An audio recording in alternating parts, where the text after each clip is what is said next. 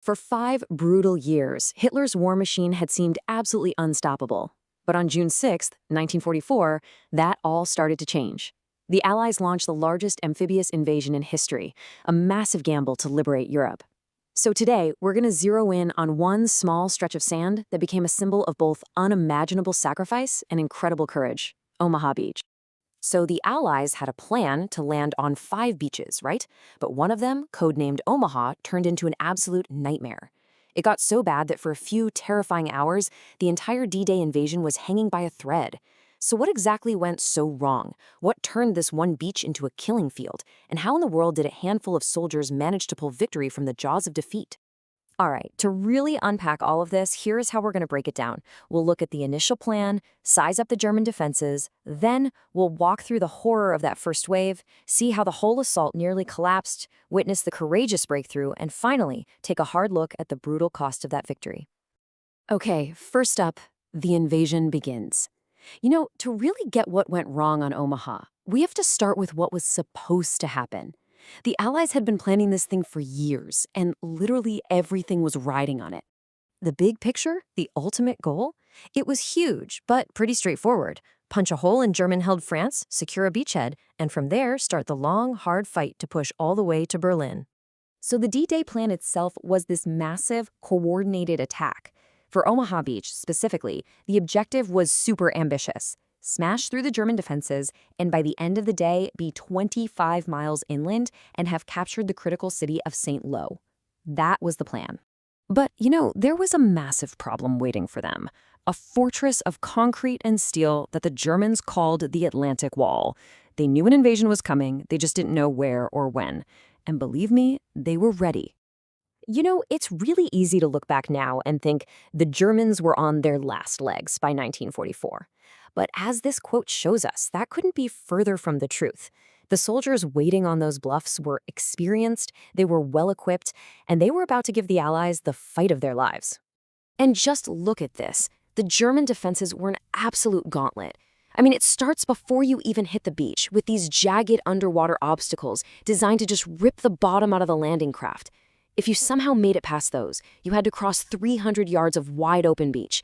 And the whole time, from those 150-foot bluffs towering over you, you're facing concrete bunkers, barbed wire, minefields, and the truly terrifying MG-42 machine guns.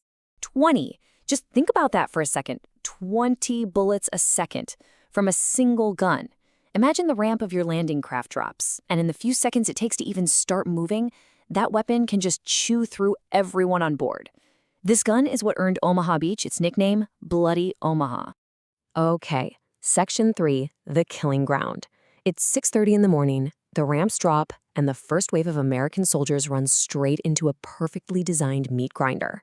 Almost immediately, everything that was so carefully planned starts to fall apart. Listen to what this soldier said. It's just terrifying. The Germans weren't just reacting. They had been training for this exact moment for months. Every single inch of that beach was a pre-sighted, pre-planned kill zone. And the horror started before their boots even hit the sand. Artillery and mines were just tearing through the landing craft. For the guys who saw the boat right next to them just vaporize, well, that was a horrifying preview of what was waiting for them on the beach. So what do you even do? You're trapped on 300 yards of open beach. There's absolutely nowhere to hide, and bullets are coming from everywhere. For these guys, survival was just pure luck. A total lottery. All right, we're now at a critical point, clinging to the beach.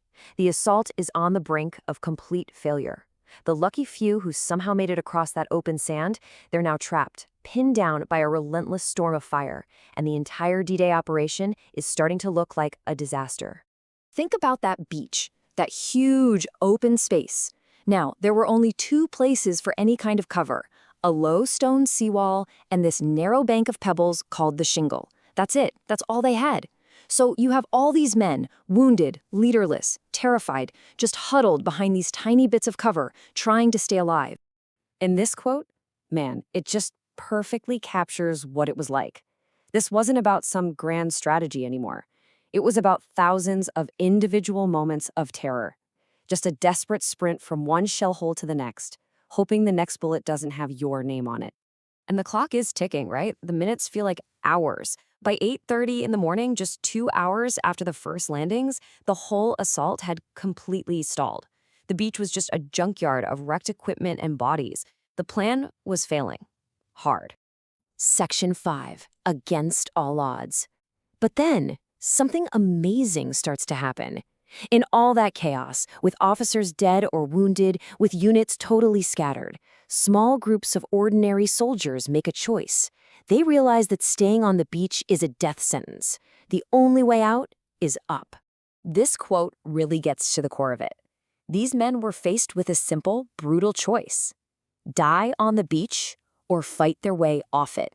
They chose to fight, and that decision, made by a few brave men, changed everything. And so they basically had to rip up the old plan and write a new one right there in the sand.